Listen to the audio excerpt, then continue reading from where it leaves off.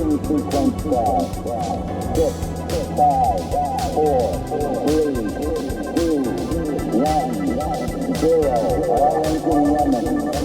Liftoff. We have a liftoff. Yeah. Oh, amazing. Okay, I love it when things work. Thank you, Ollie. Good evening, everyone. My name is Richard Phillips, and I'm absolutely delighted to be here tonight and have this opportunity to spend some time with you. I'm so flattered what you said. Thank you so much. Don't want to get emotional, but I am. Okay, couple of things. Well, I am going to tell you my story. When I say my story, my favourite story, yeah? And I bought my props, as Ollie said, and I'm going to try not to break any of them. That gives you a bit of an idea what it might be about. So a couple of things before I give you my talk. Humans. I love the brand Humans. I came across the brand Humans about 2.5 years ago, just by chance on LinkedIn. And you know when you see something and instinctively you know that it's right, yeah? You know it's got integrity and honesty. And that's how I felt about Humans as soon as I saw it. I phoned that man, we had a great chat, and the rest is history. And Ollie and Daryl invited me to give a talk 2 years ago. January 2023, I stood here. And as I say, I'm flattered to be back again. Okay, 2 quick things before I start my talk. 30 seconds on me, 30 seconds on why I'm here. So me, very quickly. If someone said to me, Richard, you've got to wear a badge, and on that badge you put one word, and that word has to describe your life. I honestly mean this. That badge would say, lucky. I'd have to scrawl underneath it, and incredibly grateful. But I have been incredibly lucky in life. People say that you make your own luck in life. Okay, the things that you can actually influence, I agree, proactively. But there are so many things in life, aren't there? That it's that roll of the dice. And I've been so incredibly lucky. I had a fantastic childhood, very happy childhood. Loving parents, 3 elder sisters. It was great. But when I was 17, I got so lucky. I met my wife, Caroline, and I fell in love with her. And we have 4 amazing children, grown up. Sarah, Charles, Emily, James. James is 22, he still lives at home. I've told him he can't leave home. If he tries to, I'm going to lock him in his room. It's simple. In work, I'm lucky. I work for a great company called 3 Cherries. We provide IT support and telephony. I'm the salesman there. I've got such an easy job because we've got 9 technicians. They do a great job. And my days, my working days, I go out and I see our clients. I tell them my stories. I drink their tea and their coffee, eat biscuits, and there's a bit of admin thrown in on the side. You know, there's emails and things like that. But I'm very, very lucky. So that's me. Why am I here? Okay. Well, I give this talk and talks like this to schools, scouts, and people like you. And what I'm hoping is that there's someone in the audience, yeah, they've got a passion, they've got something they really, really want to do, and they're, shall I do it, shan't I? And I want to take them from there over to, you know what? I'm going to do it. And I hope my story helps you with that. Okay. So, let's go back. My story begins when I was 9 years old. You can scrap that from the film, by the way, got that wrong. My story begins when I was 9 years old. I was living in Windsor where I grew up. It was a Monday morning, in the middle of the night actually, 3 a.m. And I was fast asleep in bed. And of course, like any 9-year-old, at that time, I was fast asleep in bed. And my father stole into my room and he said, son, there's something on the television that I really want you to watch because I think it's something that you remember for the rest of your life. So he took me downstairs and I sat cross-legged and bleary-eyed in front of our little black and white TV set with my 3 elder sisters. And we watched Neil and Buzz land on the moon in this amazing thing, yeah? It was, to say the least, quite incredible. The Apollo moon landings happened between July 1969 and December 1972, so just over 3 years. There were 6 successful missions to land, and there were 2 men on each, so 12 men have landed on the surface of the moon. And it is one of the most amazing stories. It's incredible. So when I was 9, 10, 11, for Christmas and for birthdays, I would get Lego sets, I would get Airfix models, yeah? And then when I was 12, 13, 14, I got a bike. They all went in the bin, and I forgot about Apollo. Yes, later. Okay, so wind the clock forward.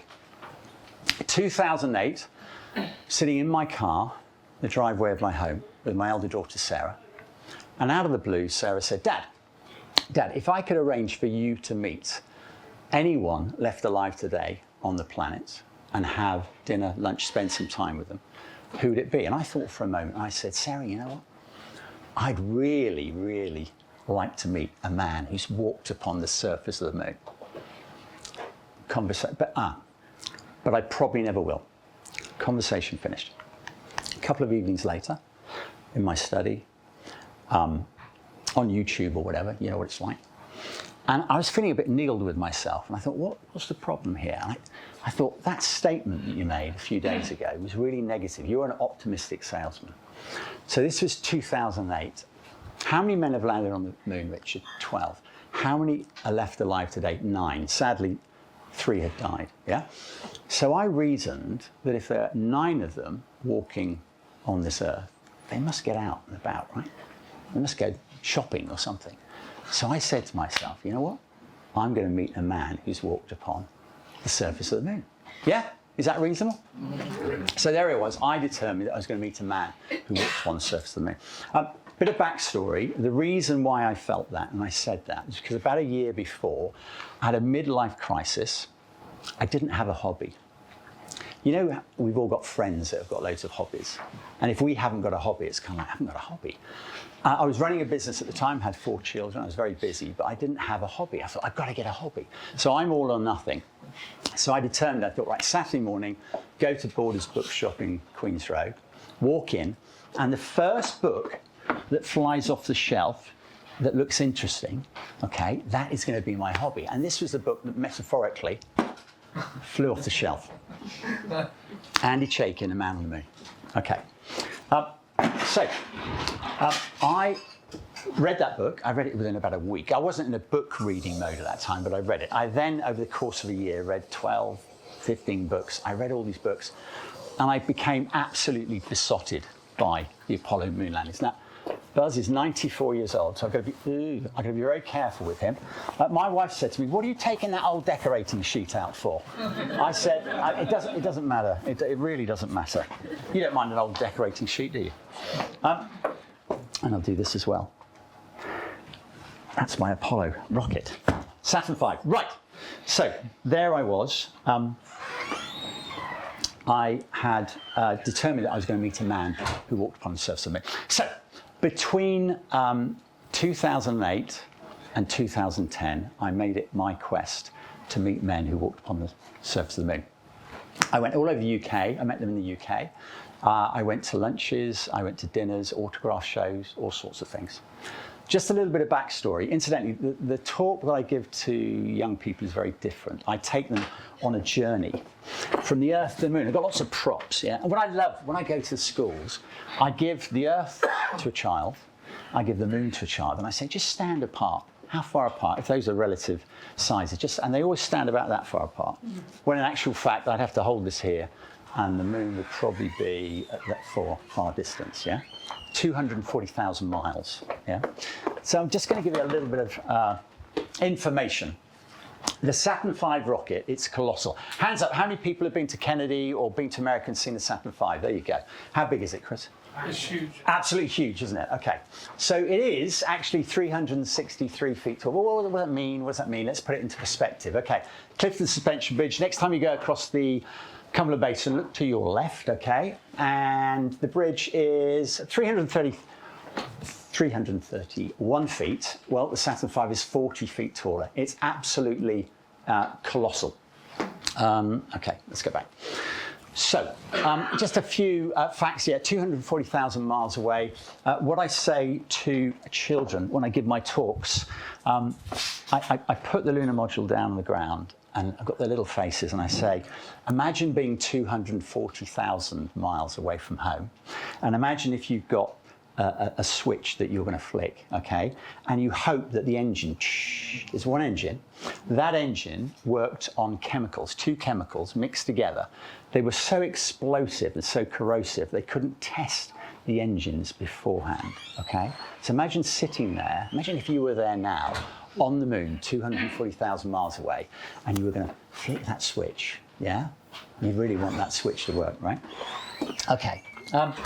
So a few more facts, things like resting heart rate. What's your resting heart rate now? 12. Come on. Oh no, it's more than that. Give me more than that. 70, 80. Most people are 70, 80, right? Okay. John Young on Apollo 16, sitting on this bomb. Okay. This thing is the equivalent of a Royal Navy frigate with a bomb. Yeah, it had to miss the tower. Yeah, it had to go, it had to break up, and again, with the kids, I explained to them how it all works, but I haven't got time tonight. John Young sitting on takeoff, his heartbeat, 70. Oh my God. Okay, those guys, they all knew they had a 50-50 chance of surviving. Okay, what they did, what I think they did, okay, they took an event that should have happened now with today's technology, and they took it screaming, yeah, back, yeah, to the 1960s. It's amazing. It's so audacious that they did it. And when people say to me they didn't really go, I get it, because it's amazing. You saw SpaceX the other day blow up, right? Apollo never blew up. It's amazing. Okay, meetings. So, this is Buzz Aldrin, this is me, this is my eldest son, Charles. When you meet someone like Buzz Aldrin was the second man to walk upon the surface of the moon. Okay, so if you imagine, when they landed on the moon and they went for a walk, they came back in and they had these great big backpacks on. Okay, so they walked up the ladder. As they stood up, okay, one of them, Buzz O'Neill, broke off the ascent engine switch. The ascent engine switch is the switch that makes this work. Gets them off the moon, okay?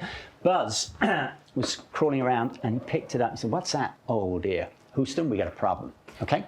So in 2008, when I started meeting these guys, on the internet, there were geeks saying, was it a Papermate felt tip pen or was it a Fisher space pen that Buzz used to jam in to activate the switch, okay? Because what you don't want to do when you meet someone like this, you don't want to say, what was it like to walk upon the surface of the moon? Because they're not interested, okay? What you have to do, you have to ask them a proper question. So this is me, and that's Buzz. And I'm asking Buzz, which pen did you use? And he said to me, didn't use either of those, Richard. I used an aluminum-bodied felt tip pen of my own, which I took to the moon because it flowed real good. He's still got that pen. Okay, so that's Buzz.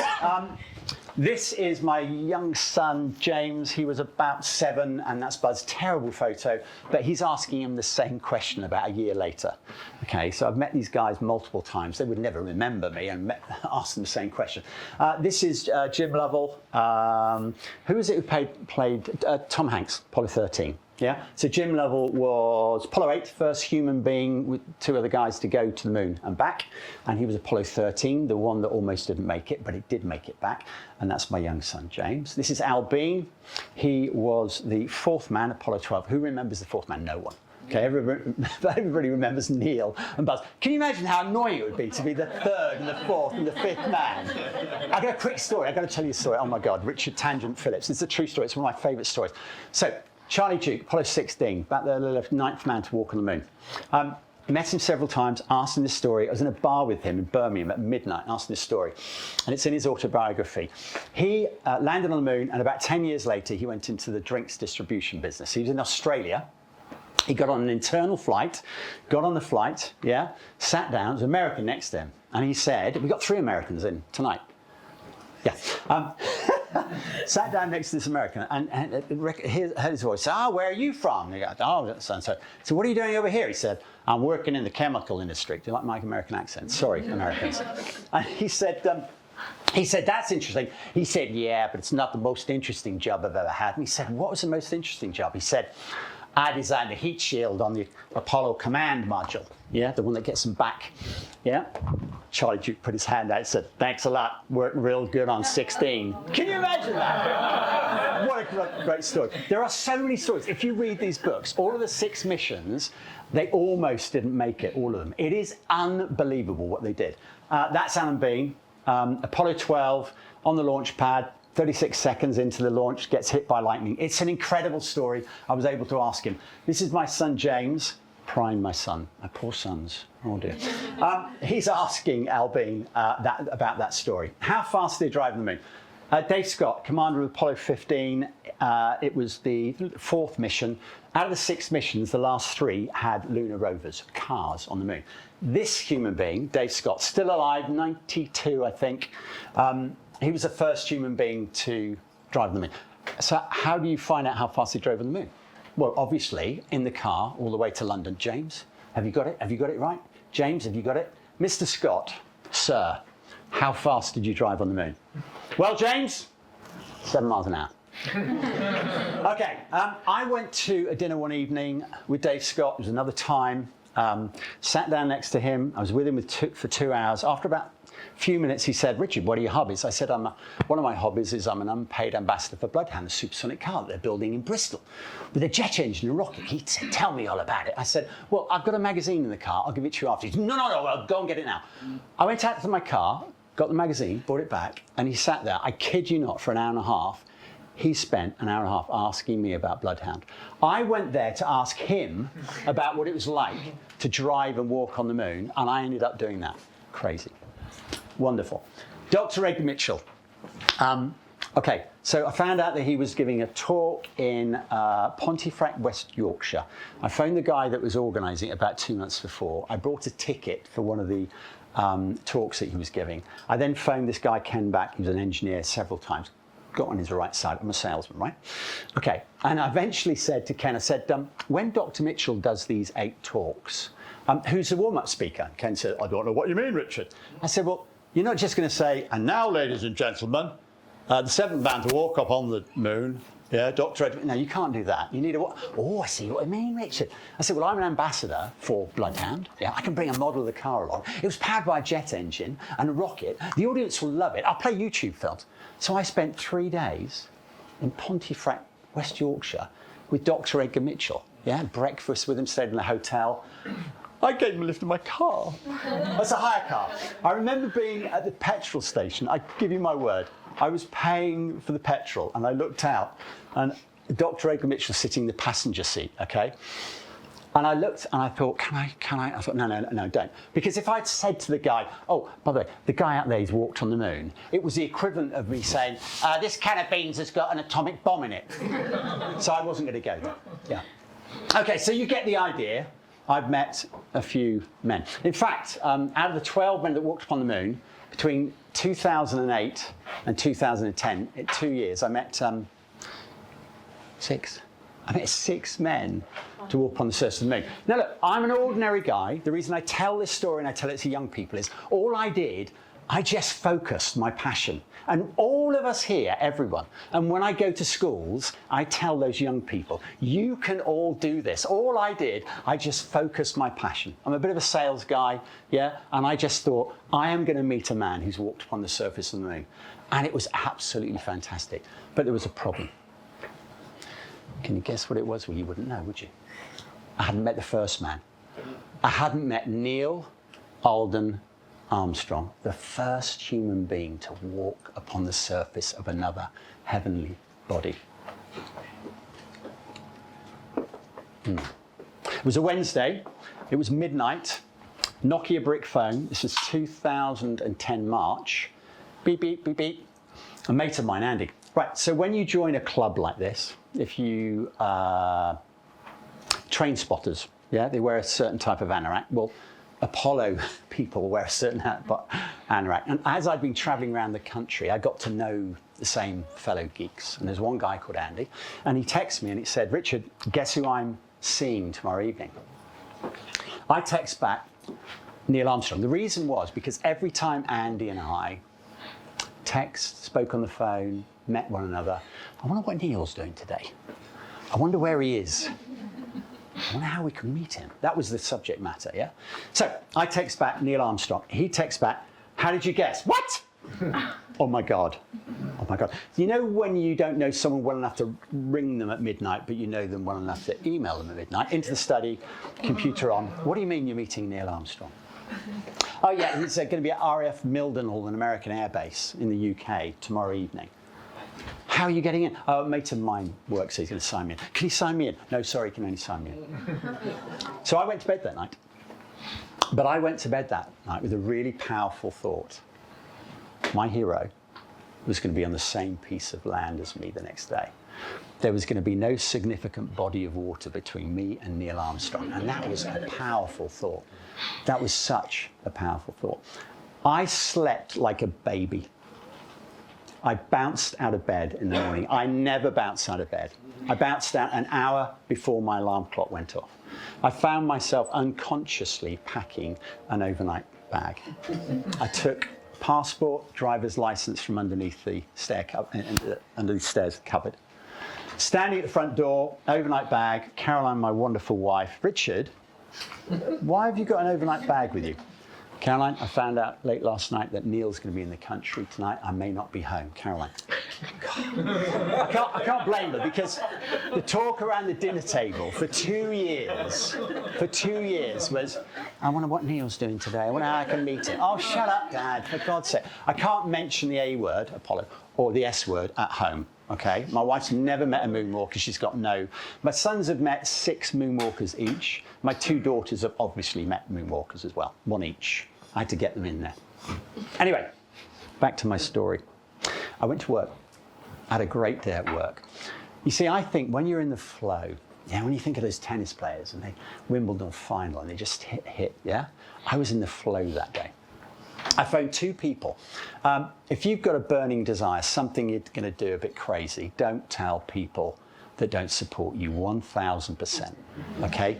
Tell your really good friends who absolutely support you, right? Absolutely. These guys would support me. Okay, I'm sure you would as well.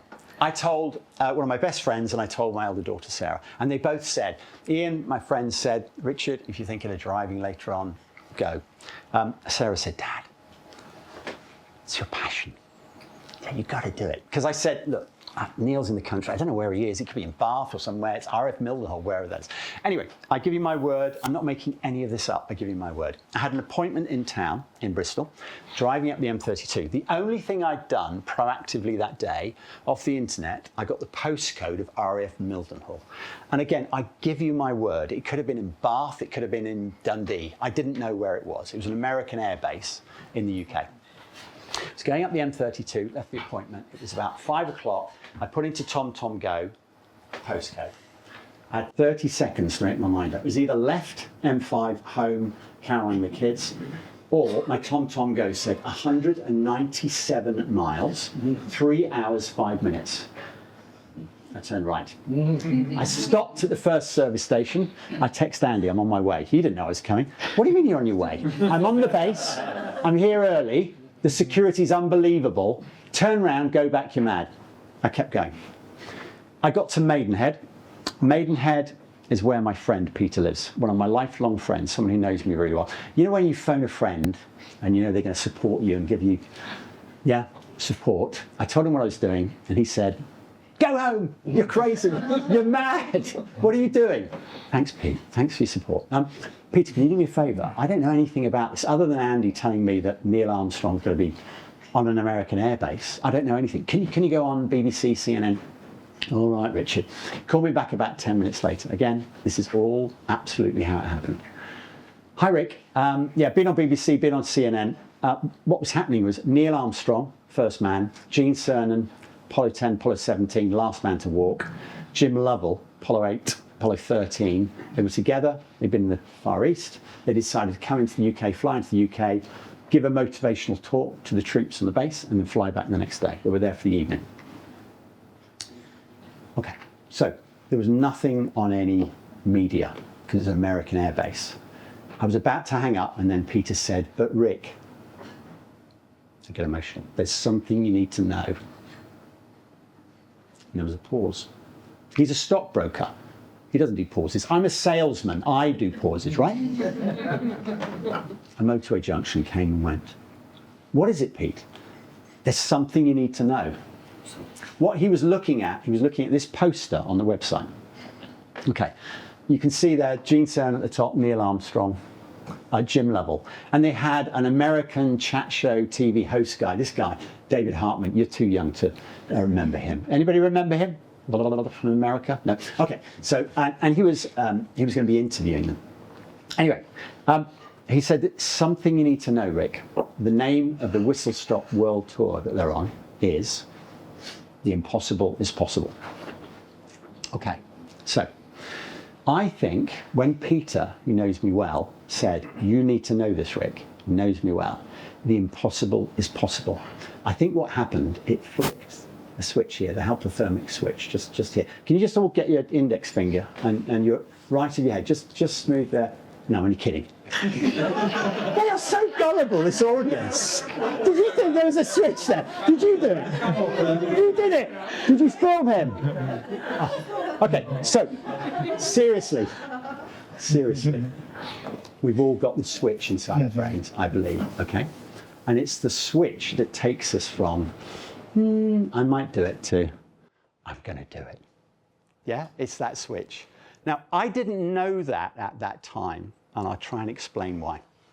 So, I'm a salesman. Before I go on a meeting, I vision the meeting. So if I was going to go to Ollie and Daryl and sell them IT and telephony, yeah, I would vision meeting these guys, that I'm going to get on with them, they're going to like me, I'm going to like them, and eventually I'm going to do business. That's what you do as a sales guy, okay? So what I'd visioned, truly, I'd visioned getting in my car, driving all the way there, going to the airbase, security, because of what Andy said. Hello, I'm Richie, can I come in, please? No, go away. Please, can I come in? No, go away. Always ask 3 times. Please, can I go in? No, go away. Okay? I was going to get in my car. I was going to drive around a little way, stop, chain link fence, big RAF American airbase, me on the chain link fence looking. Neil's over there in one of those buildings. In one of those buildings, you're on the same piece of land as him. Okay, Richard, go home. Fine. As crazy as it may seem, guys, I give you my word, I would have settled for that. You might think I'm sad, but that's how much it meant to me. It was my passion, yeah? But that didn't happen. This is what happened. Because I think of what Peter said. It was 8 o'clock, it was dark, it was cold, it was March, traffic light control, turn off the road. Huge Great Gate airbase. There were 3 lanes, and written on the lanes was pass holder, non-pass holder. I drove up the non-pass holder. There was a barrier. Stopped my car, young lady, submachine gun, American uniform, window down. Good evening.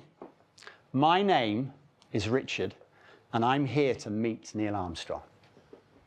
Sir, do you have a pass? You know, I don't have a pass. I've just driven 197 miles, and I'm here to meet Neil Armstrong. Sir, do you know someone on this base who can sign you in, escort you at all times? You know, I don't. I told my wife and 4 children 3 hours ago that I was going to meet Neil Armstrong, and here I am. Sir, this base is on security alert severe. I cannot let you in unless you have a pass, or you know someone who can sign you in and escort you at all times. It's quite loud. Another security guard came out, an English guy, RAF uniform. What seems to be the problem, sir? No problem, officer. Just explaining to your colleague, my name is Richard, and I'm here to meet Neil Armstrong. You got a pass? Again, if you're in the flow, and this is any human being, your senses are heightened. I knew they couldn't help me. I don't know why I turned. There was a red brick, single-story building, the light on. Excuse me, officer, what happens in that building? That's a nighttime security officer. Reverse. But it will be the same story. Thank you, officer. Parked my car, got out, had my best pinstripe suit on. Yeah, looking good. Okay, in I go. You know when you go to Rolls-Royce, British Aerospace, the BBC, there's a reception area, the 3 desks when it's busy in the mornings, yeah? This is 8 o'clock at night, no one around. There's one American air guy in uniform, got his name, Garrett. Garrett, how do you do? My name is Richard, and I'm here to meet Neil Armstrong. You got a pass? had a bit of a chat with him. Another security guard came in, again, a Brit. I don't know at what point I figured it out, but at some point, heightened senses, I figured that he was the guy, bored, he'd come in to see his mate Garrett, he was driving the perimeter, he'd come in. Okay, so I start talking to them. And this conversation didn't last long. I those days, very sadly, well, it wasn't sad, I used to carry photos of my son James meeting Jim Lovell, my eldest son meeting Gene Cernan. I showed them those photos and I said, there's 3 guys over there, yeah, that have been to the moon. I've met, as you can see, 2 of them, but I haven't met the 3rd one. Do you see the problem, gentlemen? What are we going to do about it? Garrett, I'll give you my word, okay? This is all my experience as a sales guy, right? Just flowing out of me, okay? So, what happens next? Garrett scratches his head. Hello, is that public relations? Yeah. There's a Brit over here. He's mad keen to see the astronauts on the base. He didn't know they were on the base. Really? Gee, sorry, Richard. They're all over with the astronauts. Okay? Okay. Malcolm, what time do you get off duty? 6 a.m. Garrett, what time do you get off duty? 6 a.m. Okay, well, it seems to me, gentlemen, we've got all the time in the world. I'm not going anywhere. We've had one go. What else can we do? I don't know why Malcolm came round the other side of the desk. I started talking to him on a one-to-one. Again, instinctively, I knew that Garrett couldn't help me. Malcolm was my guy, yeah? Again, it wasn't conscious thought, okay? So I'm standing there talking to Malcolm. Malcolm, can I ask you a personal question? Yeah, sure. How old are you? 30. Okay. I get it.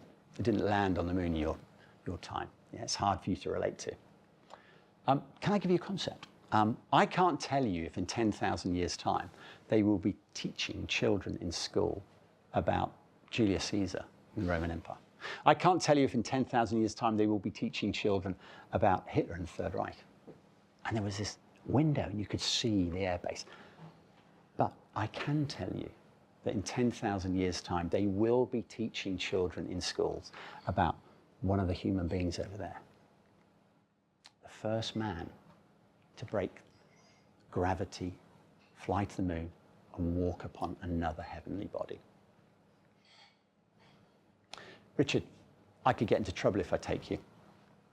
I said, Malcolm, you won't get into trouble. I opened it's just a physical thing is I remember opening my suit like that and saying, this is me, kick me if you want, yeah?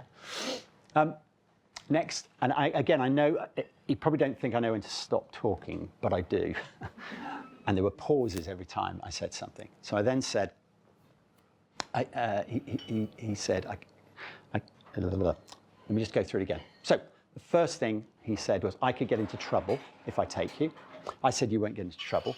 He was wearing a radio. He said, if my radio goes off and there's a problem with the perimeter, I'll have to bring you back here. I said, Malcolm, if there's a problem with the perimeter, I'll come with you and I'll sort it out with you, okay? Another pause. It's in the pauses, ladies and gentlemen. That's where the value, that's where it is. He looked at me. He was probably thinking, if I take this guy, I can meet him up. Yeah. So he said, okay, I'll take you. So inside, I am, screaming, but I'm really, okay. Yeah. I said, whose car? He said, my car. I ran out to my car to get a camera. And as I ran out, crazy, Andy, the guy who told me about it, was on the phone. And he rang, and I could hear he was in a car. And I said, Andy, where are you? And he said, my mate has had to leave because he's getting up early, and I have to leave where Neil was. Okay. And he said, where are you? And I said, I'll call you back. Went back in. When the Americans go abroad, they take everything with them. Well, he had the biggest 4x4 white pickup truck. It was like being in a shed. It was left-hand drive. So I got in it. We drove up to the barrier. Young lady, submachine gun, came out, looked. She could see me, and written all over her face was, what has that guy said to Malcolm? What is Malcolm doing? And Malcolm was sort of almost, do the barrier. He didn't say anything, but the body language, she looked like that, in disgust, and walked away. Barrier. Okay, drove down the side of the runway. And I'm thinking, right, how to win friends and influence people, how to win. So Malcolm, where do you live? Now, he could have said, Richard, I'm a serial killer. I've got 8 bodies in my back garden. I'm looking for the night time. I have no idea what he said, okay? So we got, that didn't sound very good, does it? Can we cut that out, please, in the film? Okay, I'll try something else next time. You were meant to laugh. No. RF Mildenhall Air Base has a social club. It's a red brick building. It's 2 stories high. The car park was absolutely rammed. We parked in the yellow hatch area immediately outside the entrance. I got out. As I was walking, okay, into the building, I was thinking, if anybody looks out, they're going to see this guy in a pinstripe. They're going to think I'm a member of parliament or something, right? There were 2 guys with submachine guns. Malcolm says, the suit's with me. We walk in, stairs, go up the stairs, corridor, double doors open. It's the bigger room. There's 300-400 people in there, some seats, mainly sitting cross-legged on the floor. Boy Scouts at the front. I stood to one side, and this is what I see, okay? That is, does this work on here? No, it doesn't. Okay, Jim Lovell, Apollo 13, Gene Cernan, Last Man, and the guy in the blue, my hero. So I'm now standing in a room with Neil Armstrong. First thing I do, I phone my daughter, Sarah. I'd phoned her a couple of times on the way up, and the last time she said, Dad, you're going to get shot. So I heard her answer, and she said, hello, Dad. And I just held the phone up, and she could hear the American voices on the PA. You're in. Love you, Sarah. I stood there. 15 minutes went by. I have no idea what was said. Started clapping. Everybody's clapping. Yeah, I turned to Malcolm. Oh, you've got to see Malcolm. Of course you've got to see Malcolm. It's Malcolm. There he is. Say hello to Malcolm. Oh, he's such a lovely guy. I'd love to meet him one day again. So he's standing next to me with a smile, as you can see. Yeah, clapping. And I said to Malcolm, if they come this way, they're going to get mobbed. They're going to leave by the door at the side. I kid you not. Guy in a polo shirt. Sir, they will be exiting this way. Pardon? Sir, they will be exiting this way. I was oblivious to my surroundings because I was just focused on Neil. And suddenly I saw that there was a walkway, a raised walkway, and a handle. Yeah? And I thought, oh my God, they're going to walk down. So I gave Malcolm, as you do, my camera, and I said, take a photo. That's Gene Cernan. I'd met Gene 3 or 4 times beforehand. Not that he would know, but that's me shaking his hand. And then Neil appeared. He was shaking everybody's hand over the barrier, yeah? They were sort of 2 feet below. People wanted to touch him. I did. They were shaking his hand. He came to here, and this idiot standing there, and he went like that. And I said, Mr. Armstrong, sure. Sir, may I shake your hand? And I shook his hand. You just shaking the hand of the man who's shaking the hand.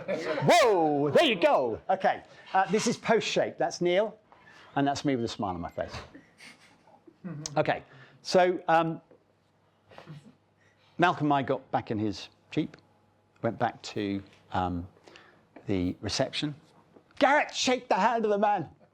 The only regret I've got from that night is I didn't go to the nearest off license and buy them both a barrel of beer.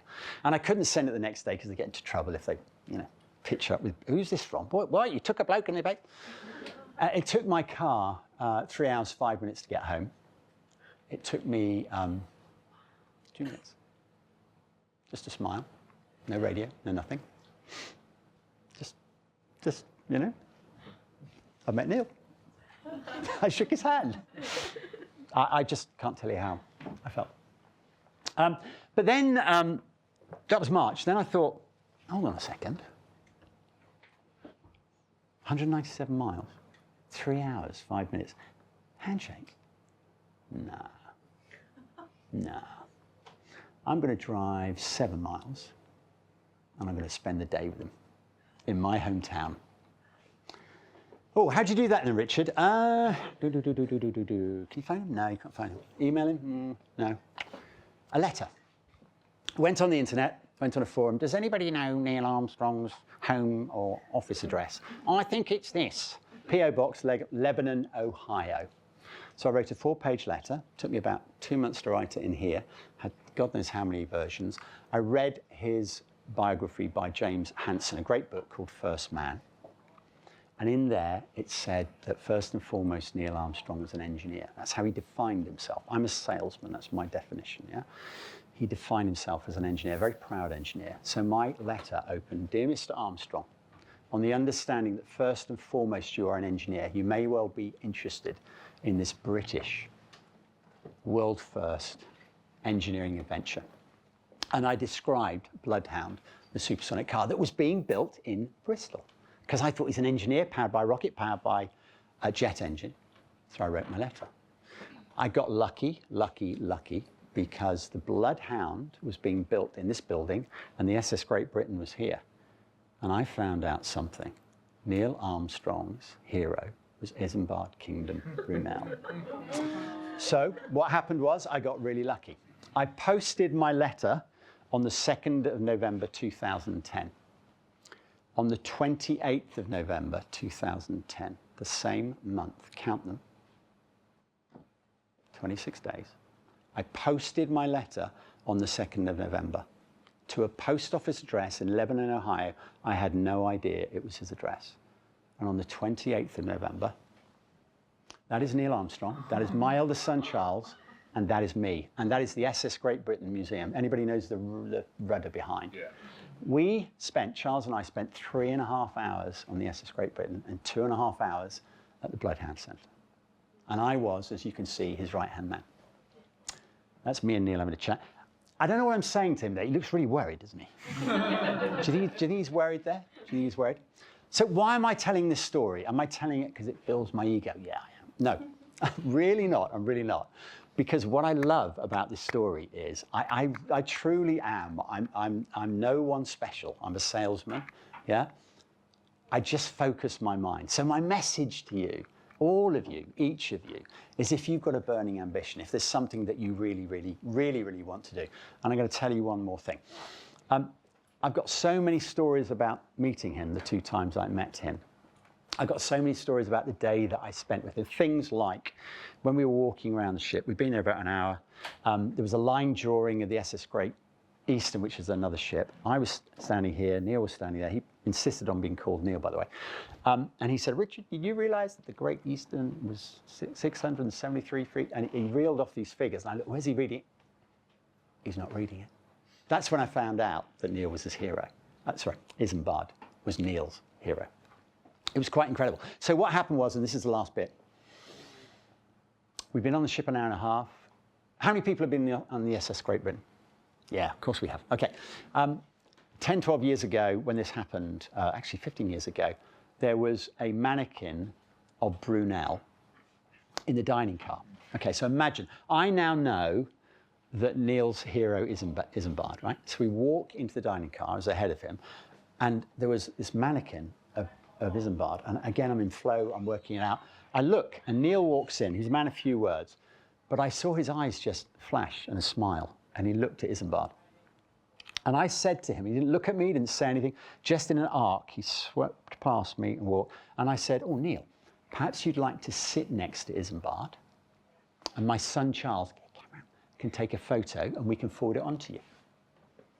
Neil struck the pose, sat down, and this is one of the proudest photos. Can you see that, guys? Can you see that? Sorry. So now what I did was, that was November. December went past. I figured he'd get a lot of posts for Christmas, what have you. Waited till January. I got the best copy of this I possibly could, A4. I found the best possible frame, just an ordinary frame, but black with a border.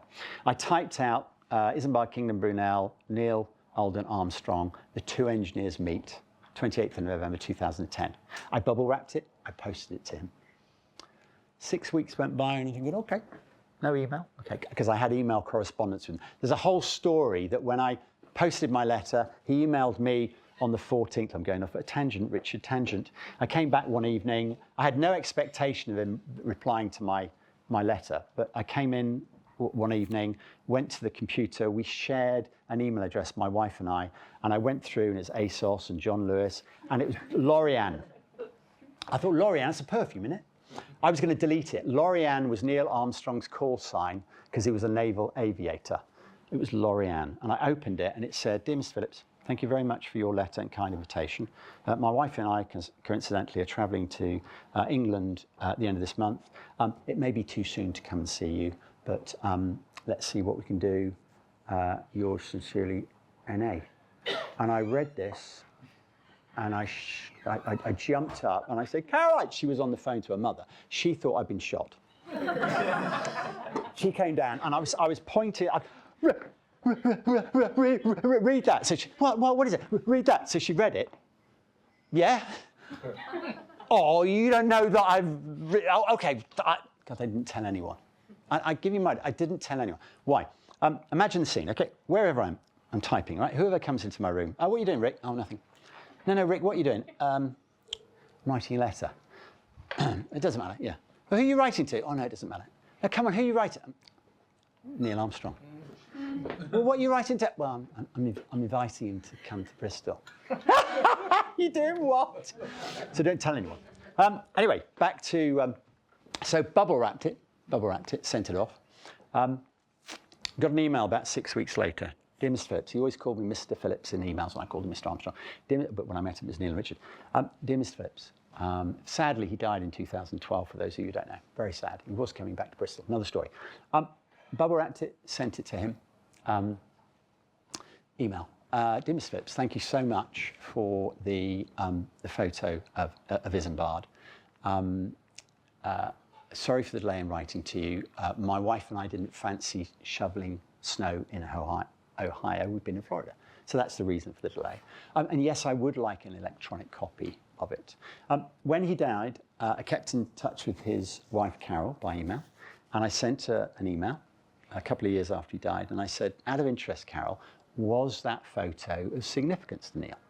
And she wrote back, and I've got the email, said, Richard, that photo took pride of place on Neil's study office bookshelf. Neil Armstrong had been photographed with the Queen, with every president of Brazil, and goodness knows what. And that was the photo that he treasured. And I was so proud to introduce Neil Armstrong. So earlier I said you make your luck, don't I? Remember I said that? Yeah, I proactively did that, didn't I? I proactively made that happen. And I got so lucky. What are the chances of me sending a letter, posting a letter in Clifton? I remember the letterbox. If ever I post an important letter, I always post it in the same post box, emotionally. And I love posting letters. I get such a kick out of posting letters. Where am I going with this? Because I need to finish, because you've been a great audience. So seriously, just think about your passions, think about what you want to do, yeah, and follow your passion. And I'm so grateful that Apollo has given me that passion. So, lucky. Yeah, I've been very, very lucky in life with the dice, and I got lucky with Neil. Yeah, that's my story. Oh, yeah, I've got a question for you. Of course I've got a question. My talk was called The Impossible is Possible, right? So my question is that. What are you going to do to make the impossible possible? And thank you so much for listening. Thank you.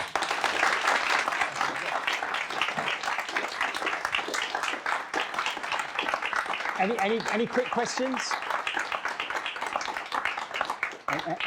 Any quick questions? Sensible ones or crazy ones? I've got a nonsensical thing. Do you want to go first? No, you go for it. All right. This is quite a sensible one. What was the first thing that you thought when you spoke to Neil? What was the first thing? Or what was going through your mind? Okay, you're going to have to stop me because I could talk for hours, okay? So imagine I'm standing in the car park, okay? It's such a big story. I didn't know until the Friday, it was Sunday, right? On the Friday, that's when I knew he was coming. For 10 days, he tested me by email. I've got copies of the email, and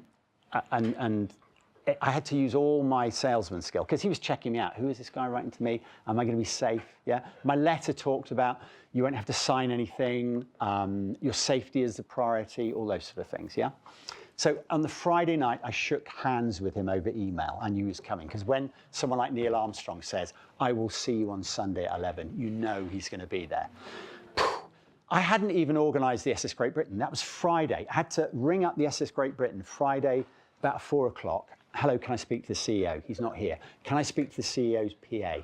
An older lady, very sensible. Hello, my name's Richard. Can you tell me, how do you deal with celebrities or people that are well known? Oh yes, we're completely okay with that. Okay, well, I'll have to trust you. Chap called Neil Armstrong might be visiting the ship on Sunday. She didn't bat an eyelid. I said, tell me, who will be there to show us round? She said, let me just check the diary. She said, you're lucky. Simon, the chief engineer, is going to be in on Sunday. I said, okay, fine. I said, how many people will know that Neil Armstrong is there? She said, I will know. The CEO who's in Edinburgh will know, and Simon will know. I said, you give me your word. She said, yes. I said, until we leave, nobody knows. She said, yes. I went there on Saturday, met Simon. I said, right, what we're going to do, we walk round. We had a young security guard who had all the keys so we could get through the fire escape and round quickly. And it was wonderful. We'd been on the ship about an hour, and I went up to this young guy. He must have been about 18, and I said, have you been told who it is? And he said, no. I said, okay, so we had a chat and we were talking around. You know, when you're in a small group, there was Neil, his wife Carol, my son Charles, me, chief engineer, and Neil's friend Jim and his wife. It was just a small group. It was November, it was cold, it was Sunday, very few people. I was paranoid that people would recognize him. Nobody recognized him. Yeah, nobody recognized him. So there we were. I've gone off at a tangent, haven't I? Going back to the car park, I'm standing there, true story, I'm with Charles. I'd spoken to Jim, the American friend of his, who was picking him up at 8 o'clock at Heathrow. Neil Armstrong stopped at Membry Services and had brunch. Every time I go to London, on the way back, yes, I stop at Membry. My wife says, why are you stopping? I'm just going to go and check and have a pee. And I always walk through and I look out. Any moonwalkers in here? No, I'm just kidding. But yeah. So to answer your question, I was standing in the SS Great Britain car park. It was 11 o'clock. I'd spoken to Jim, his American friend, the night before. And I said, Jim, do I wear a suit? Do I call him Mr. Richard? He's the most laid-back guy. No suit, wear your jeans, call him Neil.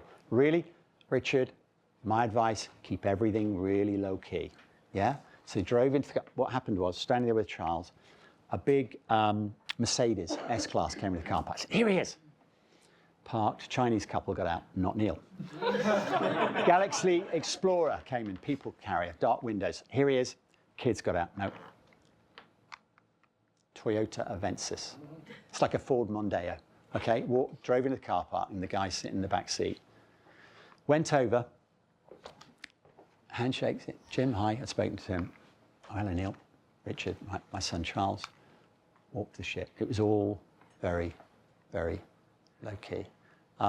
Yeah, last thing, when they were going, we'd been with them 6 hours, 7 hours, came out of Bloodhound. It was really weird because Andy, the boss man at Bloodhound, didn't come out. It was almost like the Queen. When I went in, when I took them from the SS Great Britain to the Bloodhound team, there was Nick Chapman, the senior engineer, and I walked in with Neil, and I said, Neil, this is Nick Chapman, and I couldn't say this is Neil Armstrong.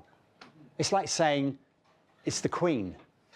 So I just said, and I hadn't rehearsed it. I said, I said, Neil, this is Nick Chapman. And they just started talking. When he left, okay, all of the Apollo astronauts, when they were belted in, the last guy to touch them before they closed the hatch was a guy called Gunter Wendt, okay? And he was the lucky mascot because none of them died, yeah? And he sealed them in. And during the day, Neil had no idea I was Apollo geek, okay? No idea whatsoever. This will be the last thing. So when he got in the back seat of the car, yeah, we walked from the car and I said, Neil, did we match your expectations today? Man of very few words. Yes, I think you did, Richard. That's all he said. Wonderful moment. Got to the car, got in the back, and he was fiddling with the seatbelt. He couldn't get the seatbelt. So I leant in and I got the seatbelt and I looked at him and I said, I feel like Gunter Wendt. And his eyes flashed. And he thought, you ain't told me that you were an Apollo fan. It was just a very wonderful moment. Thank you. One more question, yeah, and then we'll go. Is it a sensible one, Chris? Well, it's really not a request, but a thing I would ask everyone to lean in with Richard. I've known Richard for a couple of years now. Don't you say anything nice about me. I will, sorry. Oh, Jesus. I would urge all of you to go for tea and cake with this gentleman, because the effort that he puts into the talk, the effort he put into following this dream, is the same effort he'll put into a relationship that he has with all of you. He's a very nice man. Thank you very much. That's lovely. He's got a lot- Thank you.